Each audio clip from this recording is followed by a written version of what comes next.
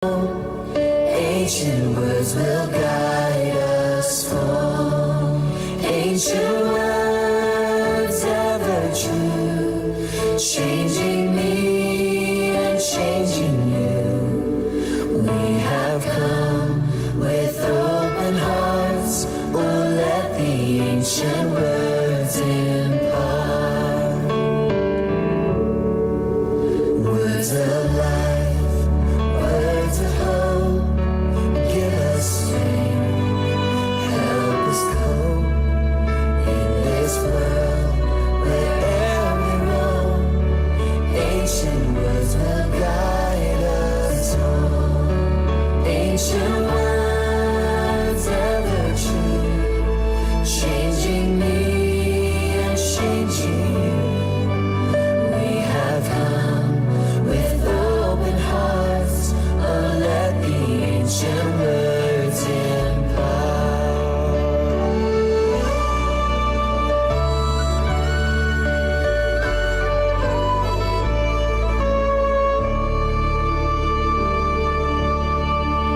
Ancient words ever true, changing me and changing you. We have come with open hearts. Oh, let the ancient words impart. Ancient words ever true, changing me and changing you. We have come with open hearts. Oh, let the ancient words impart. Ancient words ever true, changing me and changing you. We have come with open hearts. Oh, let the ancient words impart.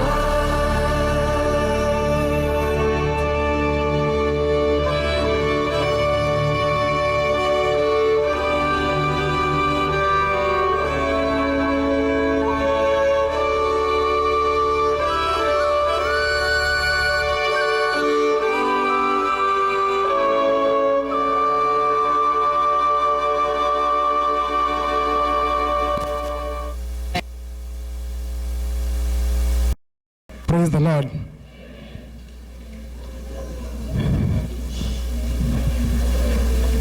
Children, I want you to be quiet, okay? I want you to be quiet, and I want you to respect the sanctuary. Do you know why? I don't want you to respect me, but respect God who is among us, okay? How many believe that God is in our presence? So when you talk, that is a distraction. We don't want you to distract our worship. We want you to be quiet and understand that we are in the presence of God. Parents, I request us to please help our kids so that they cannot be a distraction to us when we worship. I'll request us, please, those who can, to join me as we kneel to seek God in prayer.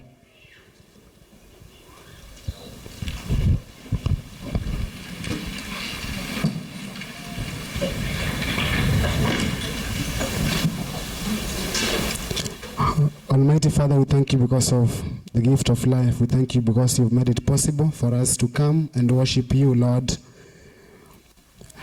Your name deserves honor and praise. And Lord, we have recognized that. That's why we come to worship you in this Sabbath. And Lord, as we want to receive from you, I pray that, Lord, you may open our hearts.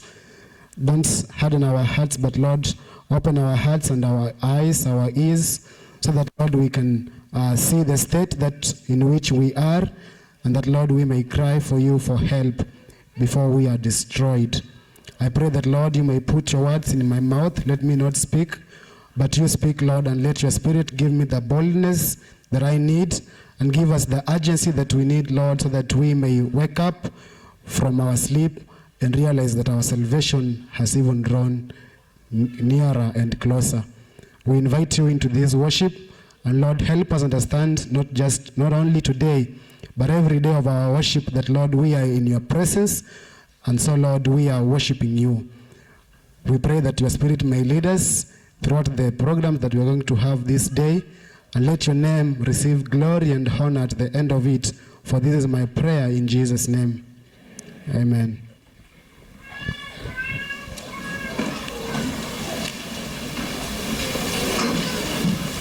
How many are happy today? How many are happy? We thank God because of the gift of life, and we thank God because of the Sabbath. And it's a youth Sabbath, as you all know. So we thank him because he has made it possible that we should come and listen, or come and worship and listen what he has to speak to us today. It's important because it's a youth Sabbath, and so it's important all our youths to understand that the Lord has set apart the youth to be his helping hand. If you realize what Ellen White talks, what Ellen White says about the youth is because the Lord has chosen the youth to be his helping hand. And so he wants all the youths to stand up for the truth and to preach the word, because they are the ones who are going to finish the work that God has for us. So I encourage all our youths, those who have not made decisions to follow God, I encourage us to come together, hold hands, pray to God so that he can give us the power and the energy that we need to complete his work before he comes. I have so much to say today, but our time is very little. So I pray that you listen first. I'm going to do a lot of reading, and so I request that we listen and pray for ourselves so that God can speak to us personally. My message is to people who already love the Lord. So if you don't love God already, most of what I'm going to say may appear legalistic. Most of what I'm going to say will appear that I am being too much of a Christian, because most people today have believed that if you keep the Sabbath to the letter, then you are being legalistic. But the Lord has called us, the Seventh-day Adventist Church, out of the world to be a light to the world. It's discouraging, I have to say, to see the rate at which we are compromising in the church. It is astonishing. Because if somebody woke up our great parents today and see the rate at which we have blended in with the world, they will be shocked. They will be shocked. And they may probably say we are not even worshiping. They will be shocked because of the rate at which we are compromising. Why I said my message is going to those who already love the Lord. This is why. Because if you love the Lord, you will be looking for ways of loving God even the more. And the law that my brother was talking about will not be a burden. The Bible says in John 14:15, if you love me, you will keep my commandments. Most of us Christians today are having a problem with that because we don't love God. If you don't love God and you are trying to keep his law, it will be a burden to you. That's why Jesus knew it.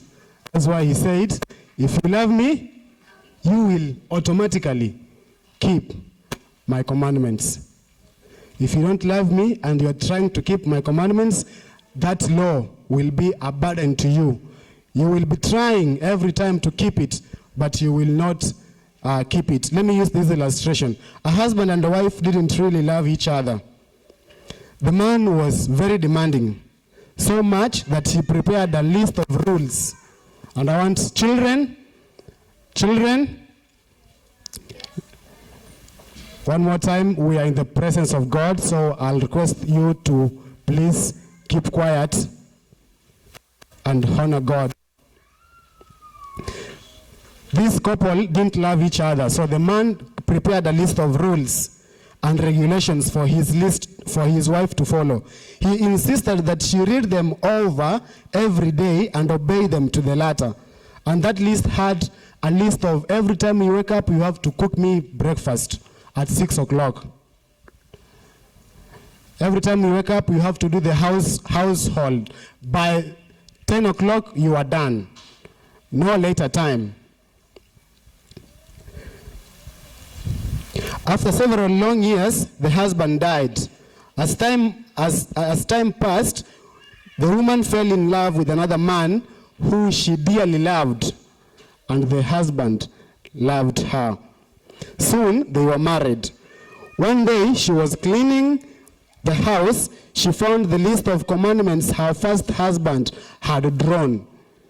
She looked at it and she was saying to herself, what was this man thinking? How could he give me a list of rules for me to do to please him? What was he thinking? She took time to read the list of rules. She read, number 1, every time you wake up, you have to prepare me breakfast by 6 o'clock. She looked back at her life and she realized she was doing exactly the same thing for her new husband. Number 2, every time you wake up, the household chores has to be completed by 10 o'clock. She looked back and realized she was even finishing everything by 8 o'clock. What had changed? Love. If you and me today are having a problem pleasing God, keeping his commandments, when we don't love him, that is going to be a problem for us. That is why I said my message today is for those who already love the Lord. If you don't love the Lord, then you will find the law of, you will actually not keep the law. And Jesus, I remember Jesus talking to the Pharisees. He looked into their hearts because it was possible for him to look into their hearts. He looked into their hearts and told them that I know you, and I know that the love of God is not in your hearts. That's a discouraging word to come from our Lord and Savior. The love of God is not in our hearts. I want to take a few minutes to address our worship. There's a quote that I came across, and I want to read it to you. And what I'm doing here, I'm not condemning anybody. But I believe that most of us are doing things not because we know they are wrong, but because we are not educated. And so what we need is not condemnation, we need education. And when I'm talking to the church, I'm not talking about Metro, I'm talking about the Seventh-day Adventist Church as a whole. We have successfully turned our worship into performance. Let me explain what I mean. Every time people perform up front here, at the end of it, I hear something I never used to hear. Everybody. Now, I want to ask you a question. When you clap, whom are you clapping to?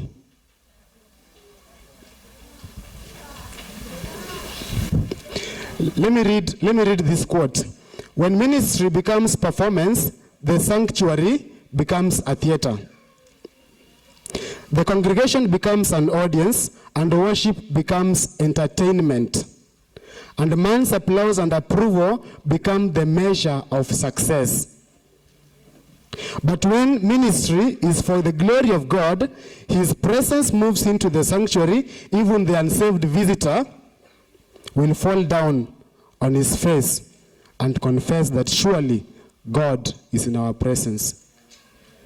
And how did this come to being? Because, you know, I have to say it before, while I'm continuing, that the devil is a liar. The devil is a liar. The devil is not my age mate.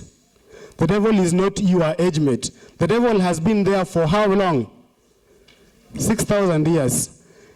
If somebody gave you 6,000 years to come up with every form of evil, how evil will you be after 6,000 years? Somebody was saying that, and this is true, if I had 6,000 years to move a toothpick, you know how a toothpick is small? From that corner to this corner, I will suggest to you that I will move it every day. It will be moving, but you will not realize that it's moving. You will not. Because I have 6,000 years. Truths that were accepted to the Seventh-day Adventist Church only 10 years ago, they were heartfully accepted by Seventh-day Adventists. Today, they are being compromised.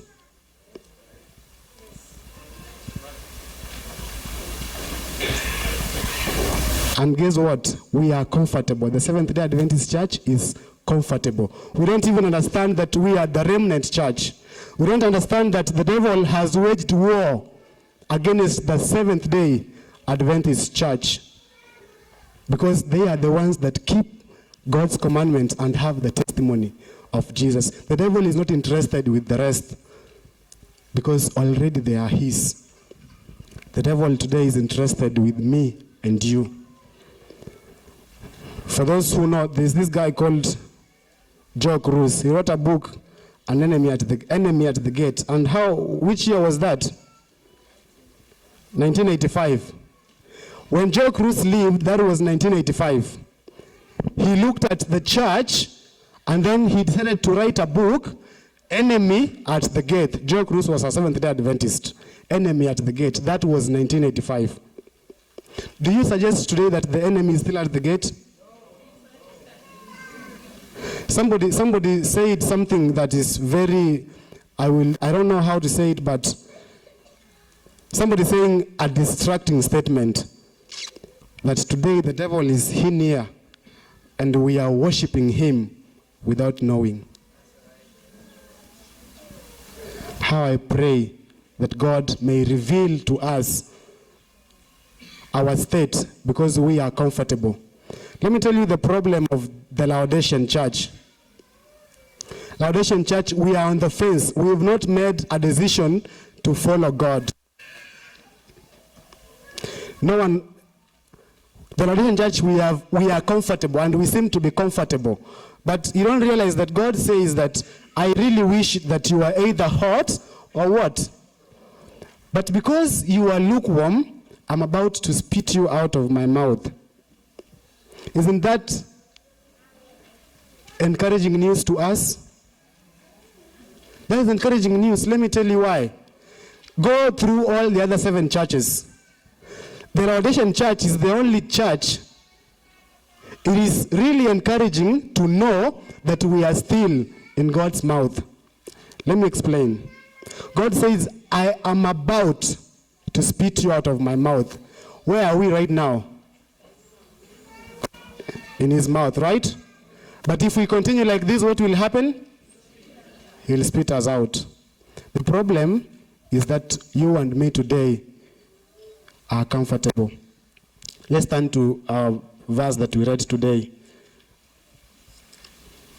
We had two verses for those who didn't get the key verse. The first verse was coming from the book of Jeremiah chapter 6, verse 16, that says, stand at the crossroad and look for the what? For the old path and walk in it. And what do we say? You shall find rest for your souls. But what do we say?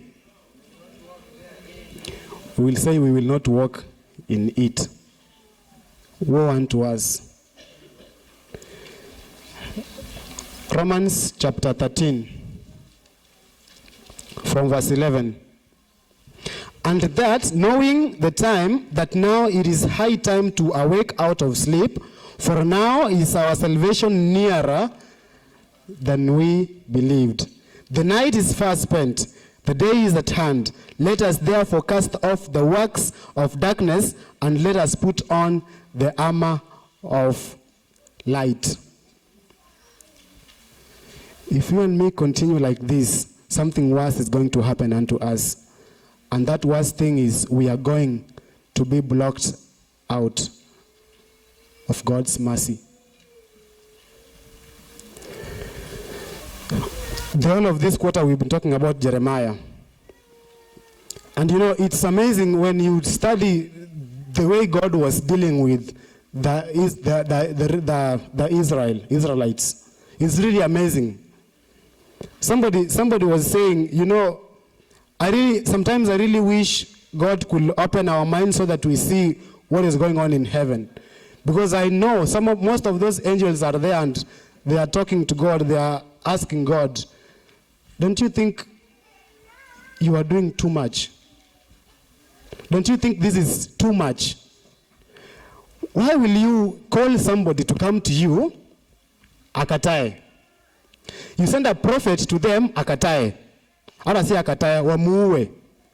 You send another prophet, wamuue. Why are you doing all this? This is too much love. And most of us don't know how much God loves us. And we were sharing today, you know, there's a difference with God. And God, there's a difference of how he works with us. Elder was here one day and he was telling us his experience of how he works at the airport. At the airport, they tell you no cell phones on the floor, right? What the supervisors, most of the supervisors hide behind boxes. I don't know, we don't have boxes at the airport. They hide behind doors to see if you are on your phone so that they can do what? So that they can fire you. But you know, the type of God that we have a wonderful God. God, there's no time God is hiding behind a curtain to wait for us to sin so that he can punish us. But actually, if we understand what God is doing, God is long-suffering. He doesn't want you and me to perish. He's telling you, please, make a decision to follow me. And when you follow me, you will find rest for your souls. But you say, we will not walk in it. We will not walk in it. Our topic today, those who are writing, the creeping compromise. The creeping compromise. And it's a wake-up call. Because the church is sleeping. The church is sleeping and we need to wake up. I long for days when Seventh-day Adventists were Seventh-day Adventists. These children you see making noise here, I don't blame them. I blame our parents. Let me explain. When I was growing up, my church was Kyogo SDA Church.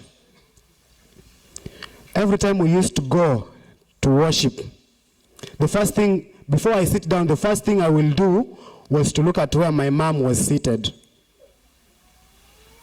When I see her seated, especially my father, when I see them seated, I sit down to listen. I don't make noise. When I start making noise and I realize that my mom is looking at me, and then she does. That day I was sure, number one, there was no lunch. That one I was sure about that. No lunch. Number two, that evening, I was praying that God brings a visitor to our house.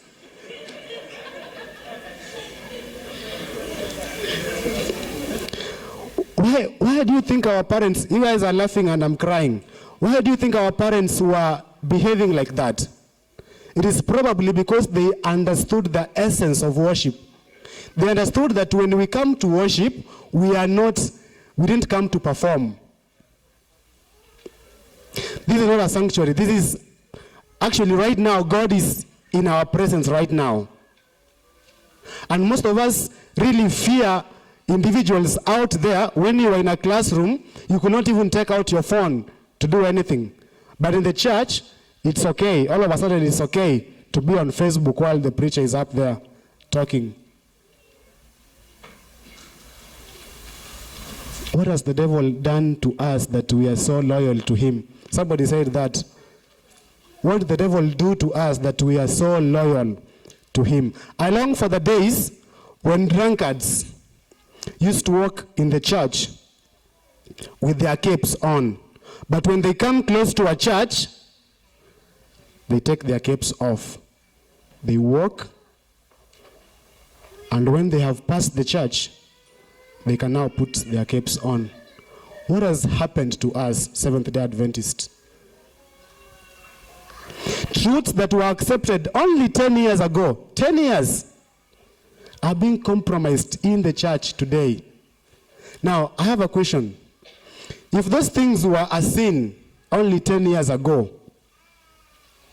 did that time help to make them holy all of a sudden? Now they are holy. We can do them comfortably in the church. Did God write a personal email to us to tell us, hey, you know what? Now it's okay. Adventists, you can now eat meat. Adventists, you can now put on.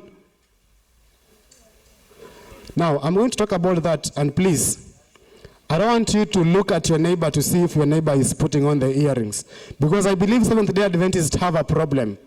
When we look at the law, and the first commandment says, do not have any other gods before me. Do you know what we do? Seventh-day Adventists. Look at them, Catholics.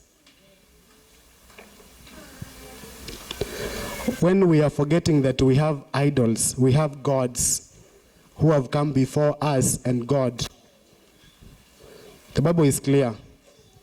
Why are you so comfortable looking at the speck at your brother's eye, forgetting about a log in your own eye? Doesn't it make sense to take away the speck out of your own eye so that you can clearly see what is in your brother's eye? I don't want this to come out wrongly, please.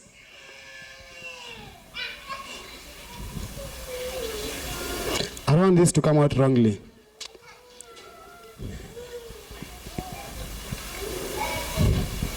Seventh-day Adventists, we need to wake up.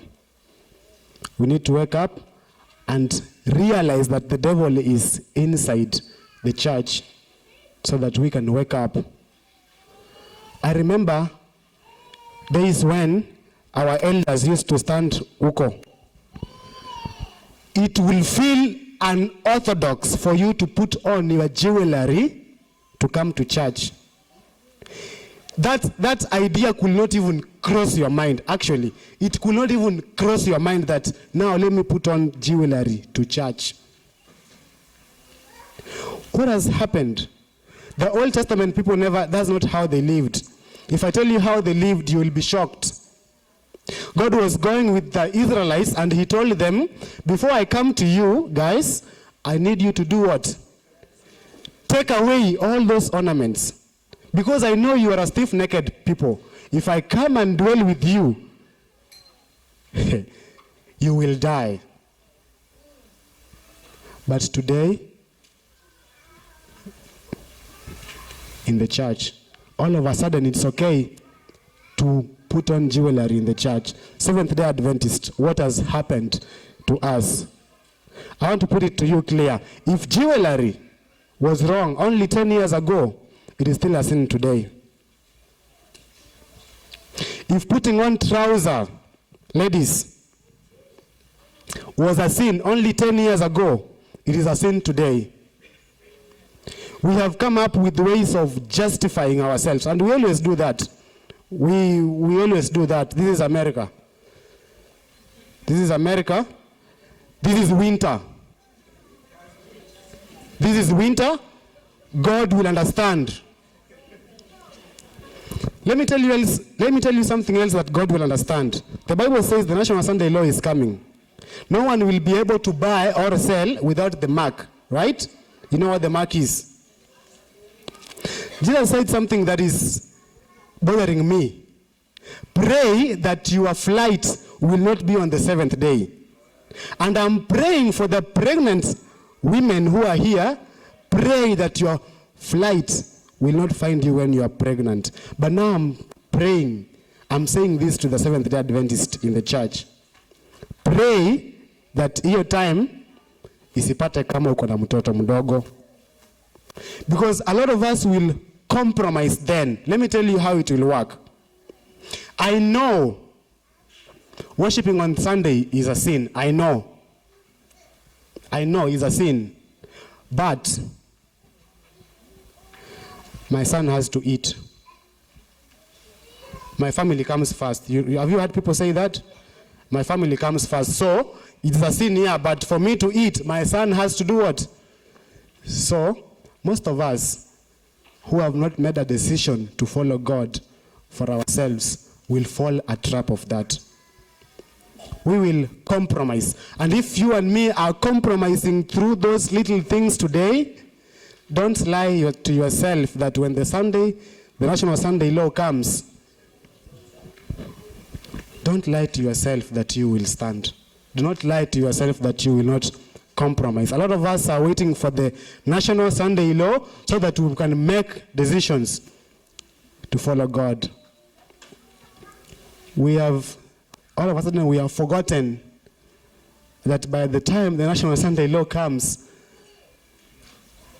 probation for Adventists is long closed.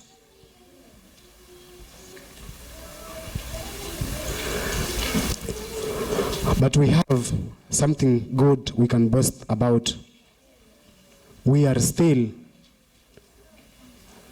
in the hands of God. If you and me make a decision for us to follow God today, trust me, He will save us. He will save us. Like I said, He is not waiting. He's not staying back to see when you sin so that He can punish you. But He is actually waiting, like the father in the prodigal son story, who was waiting and asking himself, when will my son come back to his senses so that I can accept him? And when the son came back to his senses, the father was there. When he saw him coming, he actually ran to him.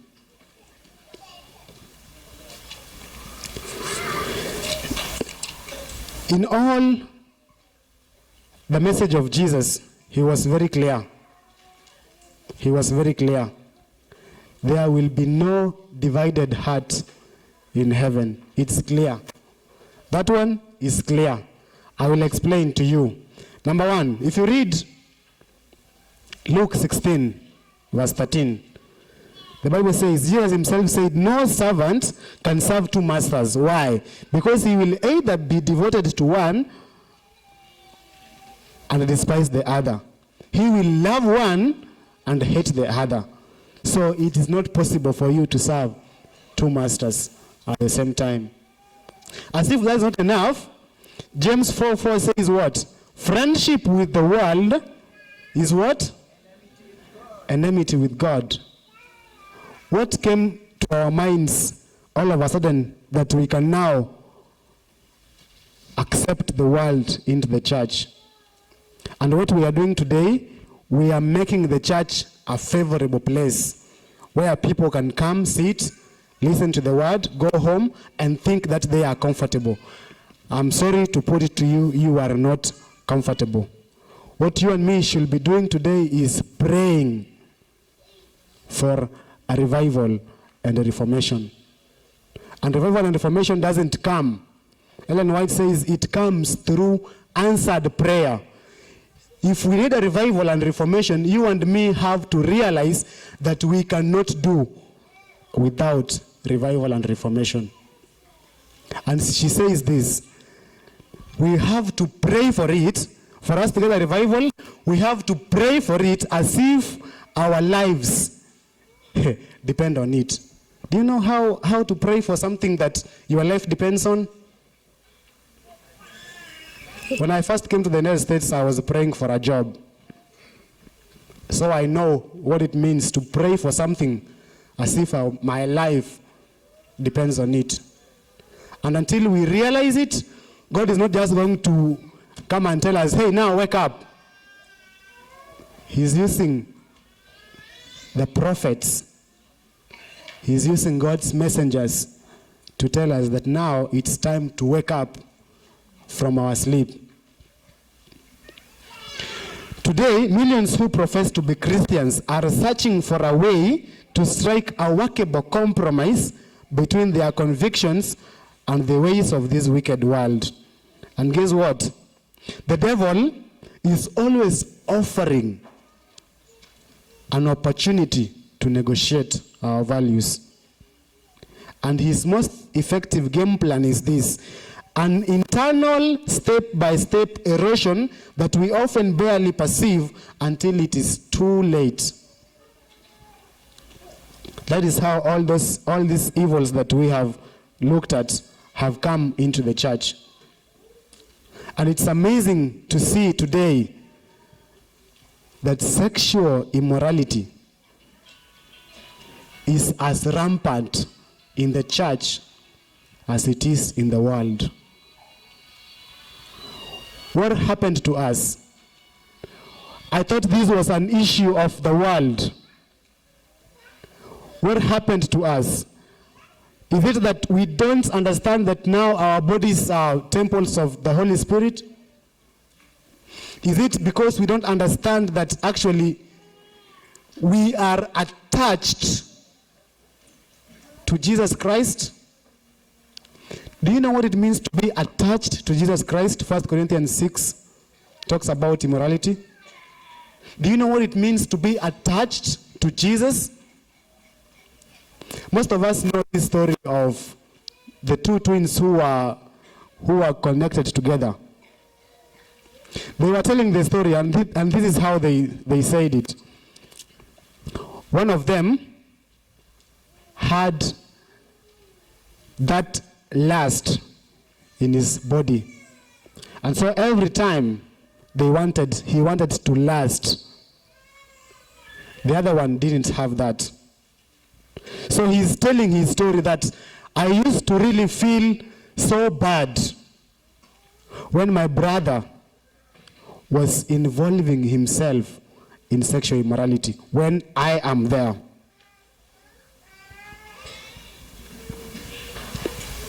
I used to hate that, and I hated my brother for that. I tried to explain to him, but he didn't listen to me. If the Bible tells that you and me are connected to Jesus Christ, that means that every time we engaged in sexual immorality, we are actually asking God's holiness to participate in our sinful act. Do we know that today? Do we hear that being preached from the pulpits? All we tell our teenagers here is just don't do it. Teenagers, no sex before marriage, and we leave it there. How are they going to know if we don't teach them? How are they going to know if we don't teach them to honor their bodies? Because they are bought at a price. Teenagers, you should first talk to a teenager and understand how difficult it is, especially in the United States of America, to be a virgin at 14. You should talk to them. Parents, you should talk to your daughters and understand how difficult it is for them to stay pure, to abstain from sex before marriage. I long for days when our parents used to sit us every day to study the scriptures together. But today, my brother was saying something that is really astonishing, and we will not realize it today. No one of us can claim that their parents called them to ask them if they went to church today. No one. The only thing your parent will call you to ask you is the money you sent last week is finished. I need more money. Most of us are in the church today, and America has turned our lives around. when we were at home, the issue of the Sabbath was not a problem. It wasn't a problem. The idea of going to work on the Sabbath day was not a problem. That idea could not even cross your mind that now, let me just go to church. Let me just go to work. Because I have to pay my bills. God will understand. That issue of God understanding is taking us to hell.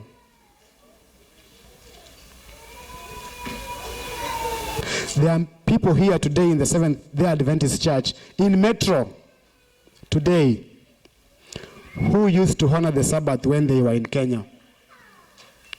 But they came to the United States and they blended in. And now, all of a sudden, it is okay to go to work on a Sabbath day. You are here, you are saying, I don't go to church on a Sabbath. I don't go to work on a Sabbath day. Yeah, I understand that. But you are here, you have not gone to work physically, but you are actually at work.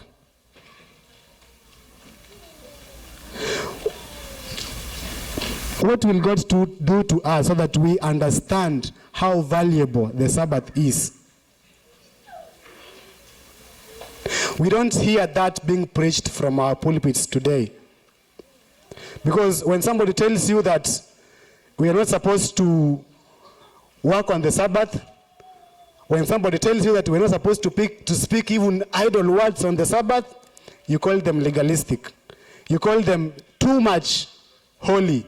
They are too holy. I'm sorry to put it to you that only those who are too holy will enter into the gates of heaven. Only those who are too holy will enter into the gates of heaven. The Sabbath has never changed. The Sabbath is the Sabbath. God wants to have that relationship built. Because in the course of the week, we all agree that we're supposed to worship God every day of the week, right? And when we wake up, most of us are rushing. We just kneel down and pray for only 2 minutes. If we are supposed to have a relationship with God, how are we going to have that relationship if we don't spend time together with God? And God has actually set apart a day that you and me are going to build that relationship. God is actually on a date with us right now.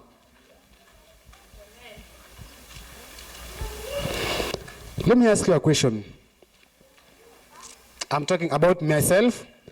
If I'm dating a lady, no, let me not talk about that. I have my wife, my beautiful wife, Sandra.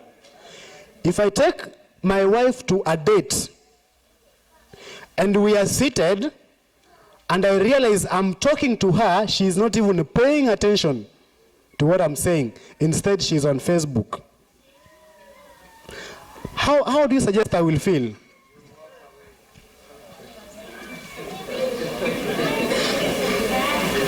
How about if we are on a date and she's looking at the time every 5 minutes and asking me, isn't our date over yet? Will that affect your emotions? Do you think God functions a different way when we come and Facebook on the church? Do you think God is not hurt when we play games in the church? Some time back I was seated back there and a teenager was having his phone. I don't know if it's a phone or what. He was playing football in the sanctuary. What has happened to us, Christians? What has the devil done to us that we can be so loyal to him?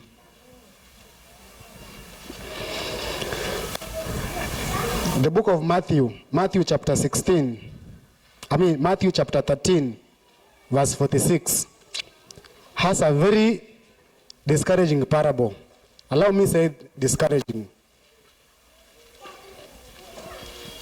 A man went searching for the most priceless gem in the world. At last, he located it and learned that it was for sale. But the price was outrageous. Allow me say that. The price was outrageous.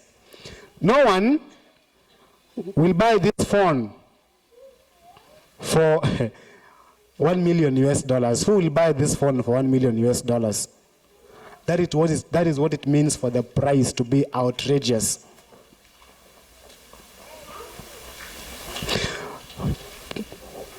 But the desire that this man had in his heart was worthy than $1 million. In order to buy that pali, he would have to sell his home, number one, sell his business, and use every penny of his lifelong savings to buy that pali. The man's desire for that pali was so deep and compelling that he didn't argue about the cost. He didn't argue about the cost. That's not me. I want to be very genuine. I won't buy this phone for $1 million US. I won't.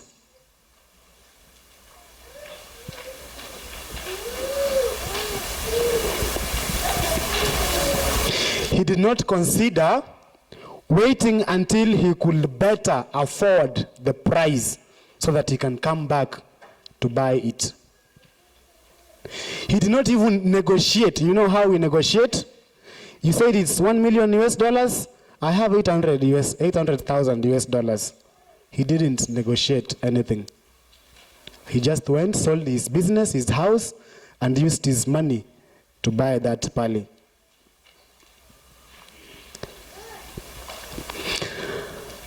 That pali represents eternal life. And those who desire eternal life must be prepared to invest everything in order to obtain it. Everything in order to obtain it. Jesus said, whosoever he be of you that forsaketh not all that he has is not worthy to be my disciple. And most of us are bargaining. You mean I can't eat meat too? Sometime back, that message was being preached and somebody from the congregation shouted, "Kama niyo heaven wacha ikae."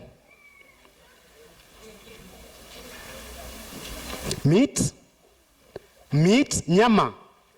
You actually exchange eternal life for meat. Hello?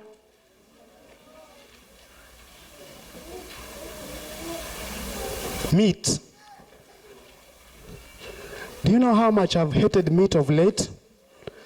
And you are exchanging that with eternal life? Meat? Don't we understand how defiled it is already? And that is what we bring every time when we have, every time, Seventh-day Adventists. Seventh-day Adventists. Along when the world, days when the world used to know that kama huyu ni Mwadventista and I invite him to my place, he will not eat meat. So let me just prepare something else for him. Today, what has happened to us?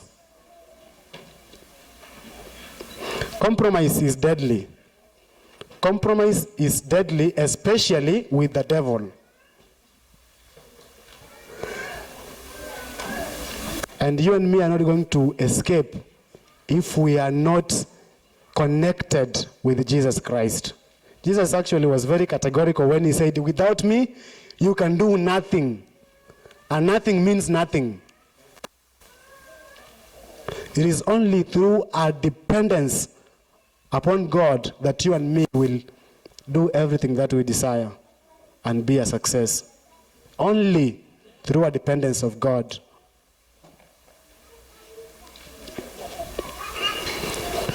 According to God's word, it is impossible for a Christian to enjoy the acceptance of the world and its sinful pleasure while simultaneously enjoying the peace and assurance that comes from a saving relationship with Jesus. Amos 3:3 says, can two people walk together except they agree? Is it possible for people to walk together without them agreeing? Now, if you and me are supposed to walk with God every day of our lives, is God supposed to conform to our will? I thought the gospel is supposed to change our lives to fit his will. And today, you and me are worshiping God on our terms. Our terms.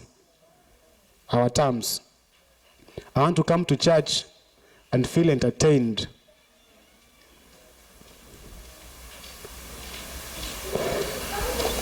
I didn't mention this, but I have to mention it right now. I request you, Metro, when somebody is performing up front, please, he is not singing to you. And I'm talking to those who are singing, the choir, youths. When you come to sing here, understand, number one, that God is your audience, not the congregation. God is your audience, not the congregation. And when you have that in mind, nothing will change your worship. Nothing will change your worship. We have changed worship today to performance.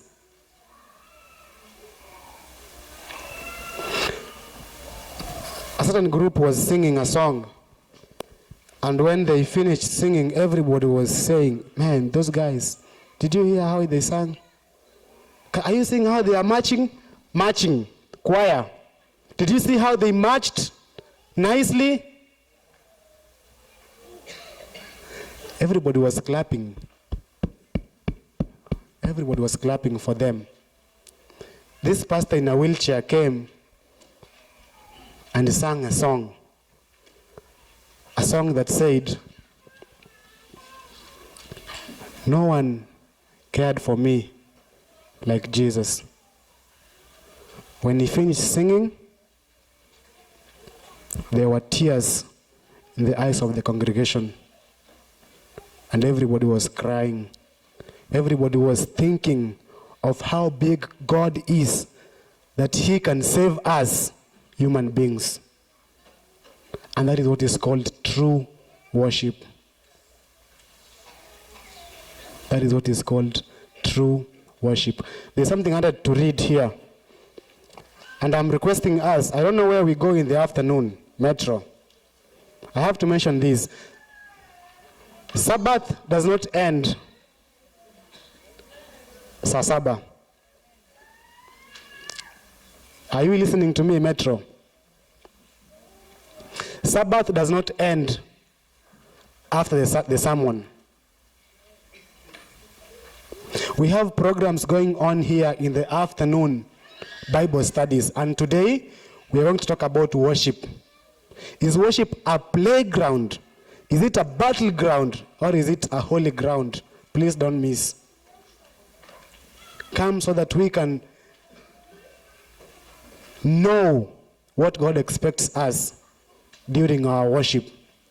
I was going through that study and I felt so bad because it's shocking. If you and me were living in Old Testament times, can you ask yourself how long it will take before God can actually kill you?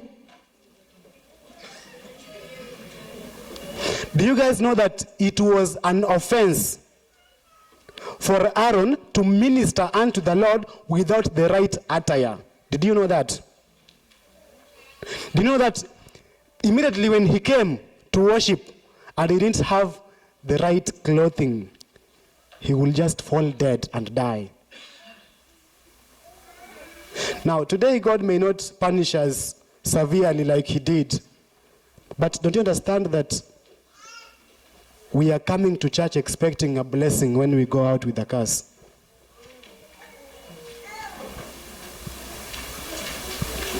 Look at how our young ladies are dressing in the church. What has happened to the Seventh-day Adventist Church? I request us, please, let us wake up. Let us please wake up and know that we are war. It's a war with the devil. The devil is not our age mate.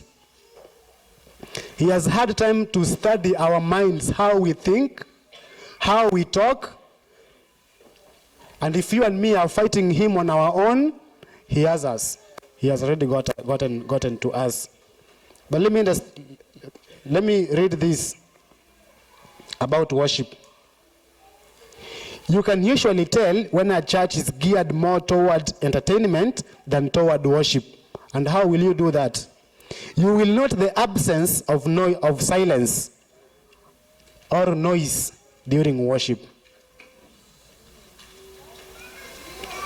and the desire to make everybody feel good.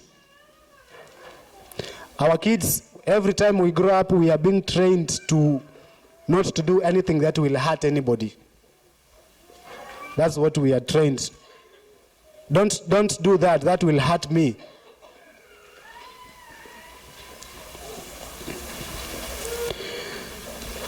You will note the absence of silence during the worship and the desire to make everybody feel good.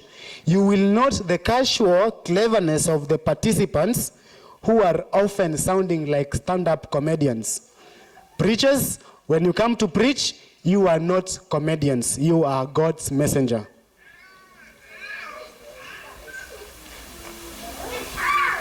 You are not, it is not your work to make people laugh. The people you are making laugh didn't come to perform. They came to worship. And to worship in truth and in spirit. All these contribute to the minimizing of or degradation of the transcendent greatness of our holy God. Have you realized how it is difficult to get people to come to a meeting where God is the center of attraction? Only God.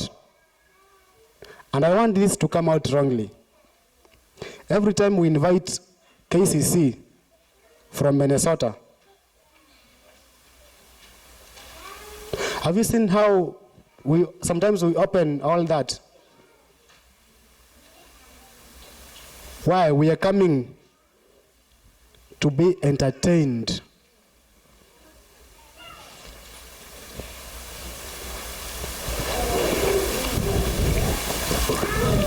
The undisciplined use of clapping in Christian worship is helping to turn worship into entertainment and to focus too much attention on the servants rather than the master. Ministers, pastors, the church is God's bride. It is not your bride. You are only the best man. And what the best man does is to turn all the attention to the bridegroom. And so when you and me are in the middle of a best man and we are receiving all the glory, forgetting about the master, we are in danger. Let me explain using the case of Herod. How many know how Herod died? Herod was sitting, he came, he put on his attire, he sat into his throne, and then he addressed the people. Somebody from the congregation shouted, "Did you hear that? The voice of a God himself speaking to us." And Herod accepted that glory. And immediately, the Bible says, an angel of the Lord struck him, and he died. Don't you understand that when you are clapping for me who is singing well, when you are saying amen, When you are clapping for me, not saying amen, when you are clapping for me, I'm taking all that glory. And you are putting me at a risk of death.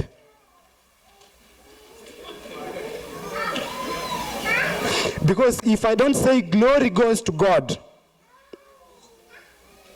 I'm putting myself in a very dangerous position. God could actually strike me and die. I request us, when people sing up front, the best way you can say is amen. Just say amen, and God will accept that worship.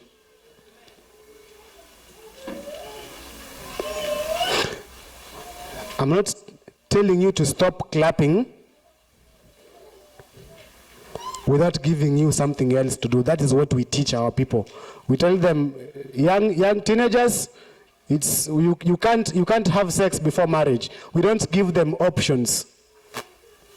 Instead of clapping, you could say amen. I don't want somebody to sing here nice, to worship God, and we are all quiet. Say amen. And when you say amen, glory will go to God and not the servant who is worshiping. I've watched sermons where the pastor is preaching very nice message at the front. Everybody that in the congregation is, yeah, tell them, pastor, tell them. Tell them, that's right, tell them.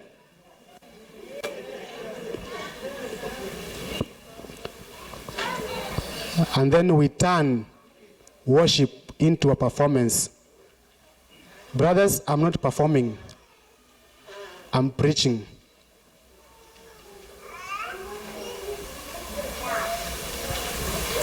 Some of the Adventists have a problem.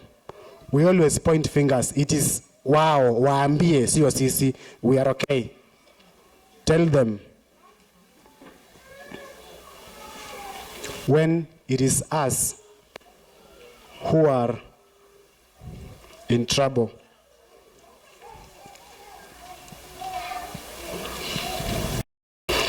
Satan's primary goal for the believers is to little by little buff down your resolve, getting you to consider an inch here and an inch there, until before you realize what has happened, your convictions have been displaced by his ethics. And so today it is shocking to see the Christian standards that have been sacrificed on the altar of compromise to gain acceptance into the world. And look at today, the dangerous inwards of worldly music. Worldly music in the church.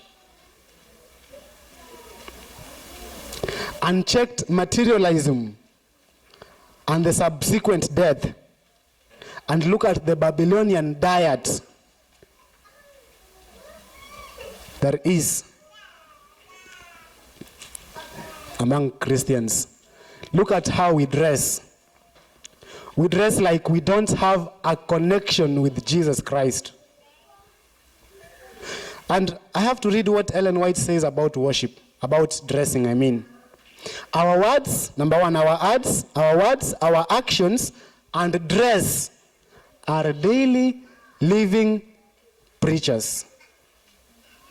Gathering with Christ or scattering abroad. There's a statement that Jesus said that bothers me a lot. Jesus actually said that if you don't gather with me, whoever is against me, no, whoever is for me, whoever is not for me is against me. Do you know how startling that is? I know of people today who don't care about Jesus, right? They don't care. They are in the middle. They don't care about God or the devil. That's what they say. That's what they think. Jesus said about them, you are scattering with me. If you don't gather with me, you are scattering with me. And that gives no room for you and me to be on the fence.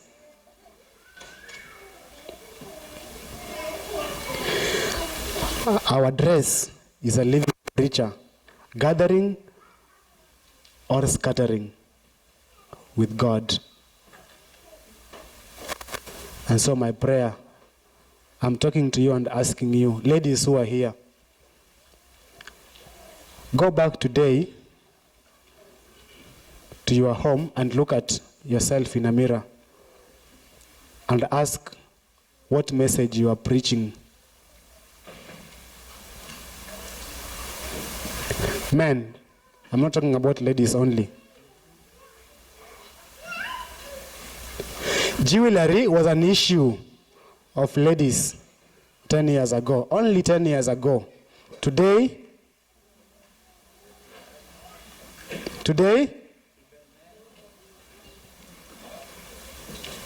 don't you guys understand that it is step by step until a time is coming when the devil will want you to be where you are?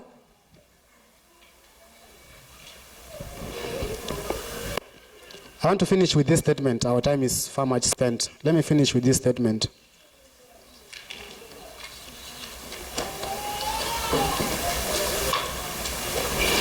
The great controversy between Christ and Satan that has been carried forward for nearly 6,000 years is soon to close.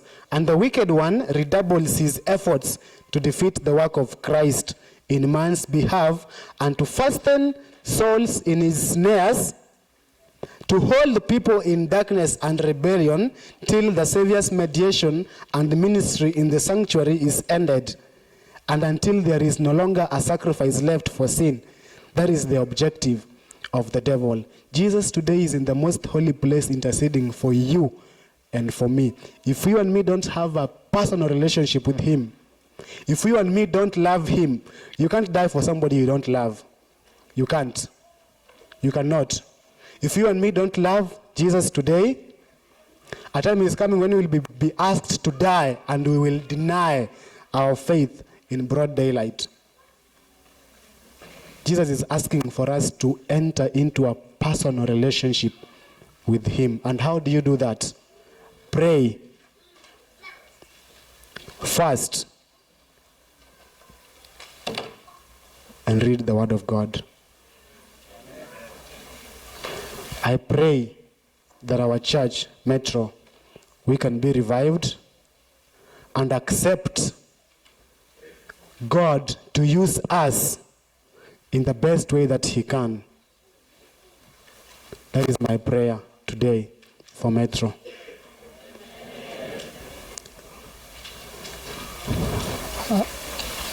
I'll request, please, if you allow me, I'll request our youths to come forward and present an item. And please, youths, you can keep coming. Please, we are singing to God. So don't put us in a difficult position.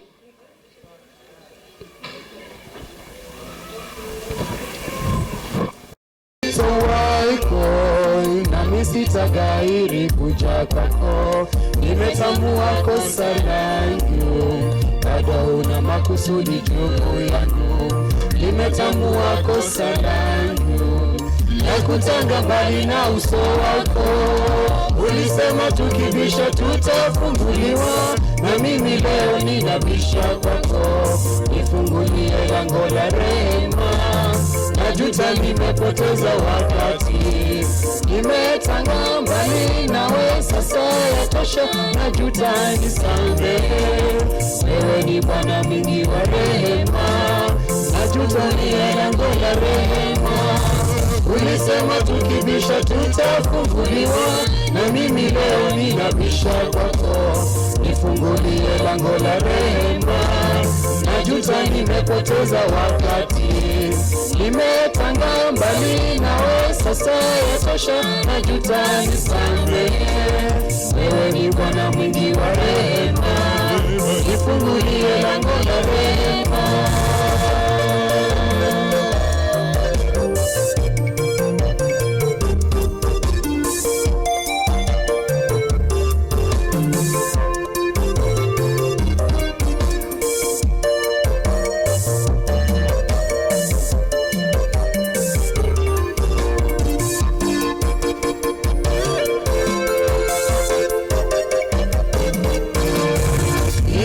nikaseme nawe, nikueleze haja za moyoni, ninatubu maovu yangu, kilio changu ni kusamehewa, nitamke kwa lugha kali, nimechafuka na tutanipokea. Ulisema tukibisha tutafunguliwa, na mimi leo ninabisha kwako, nifungulie lango la rehema. Najuta nimepoteza wakati, nimetanga mbali nawe, sasa yatosha, najuta nisamehe. Wewe ni Bwana mwingi wa rehema, nifungulie lango la rehema. Ulisema tukibisha tutafunguliwa, na mimi leo ninabisha kwako, nifungulie lango la rehema. Najuta nimepoteza wakati, nimetanga mbali nawe, sasa yatosha, najuta nisamehe. Wewe ni Bwana mwingi wa rehema, nifungulie lango la rehema. Ulisema tukibisha tutafunguliwa, na mimi leo ninabisha kwako, nifungulie lango la rehema. Nifunze nimepoteza wakati, nimetanga mbali nawe, sasa yatosha, najuta nisamehe. Wewe ni Bwana mwingi wa rehema, nifungulie lango la rehema. Ulisema tukibisha tutafunguliwa, na mimi leo ninabisha kwako, nifungulie lango la rehema. Najuta nimepoteza wakati, nimetanga mbali nawe, sasa yatosha, najuta nisamehe. Wewe ni Bwana mwingi wa rehema, nifungulie lango la rehema. Ulisema tukibisha tutafunguliwa, na mimi leo ninabisha kwako, nifungulie lango la rehema. Najuta nimepoteza wakati, nimetanga mbali nawe, sasa yatosha, najuta nisamehe.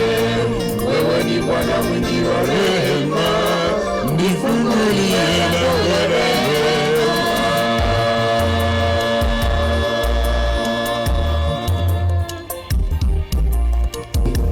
Persistently talking to you, persistently talking to you.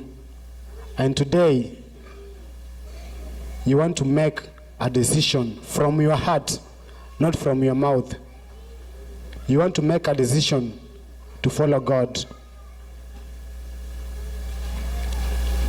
I don't want you to stand. I'm not going to say you stand because everybody will stand. I don't want everybody to stand. I want only those who want to make a decision in their lives to follow God on His terms and not your terms. I request that you come forward and Pastor will pray with us. You want to make a decision from your heart to follow God, not on your terms, but on His terms. Come forward and our pastor will pray with us. As you come forward, ask God to fight for you, because on your own you will not fight this war. It is impossible to be a Christian in the United States of America. It is impossible. That expects a miracle. And so if you want God to perform that miracle in your life, come forward. And the pastor will close with a word of prayer.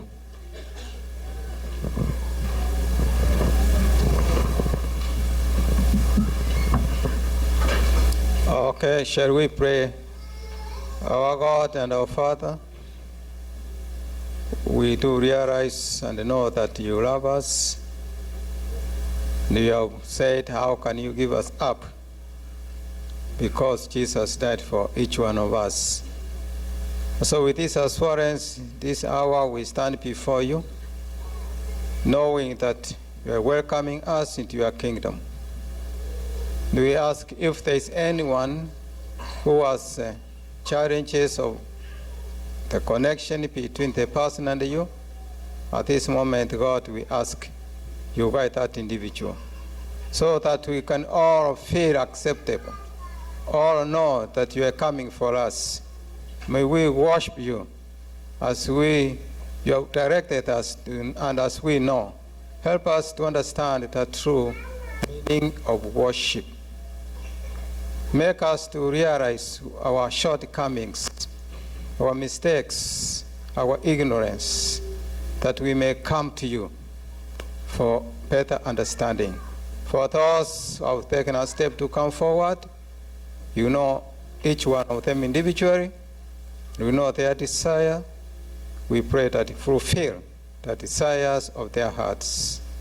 And those of us, all of us in this church this afternoon, may we realize the urgency of worshiping you as a true God. So be with us, God, and accept us. Maybe we have erred in the past. Accept us and forgive us. May we have true repentance, coming to you, turning away from evils and from any unknown sin. We pray for each one, and those who are sick. We pray for our children, our elders, and each one of us. And for this day, may we rejoice that you have accepted us in your presence. For this we ask in Jesus' name. Amen.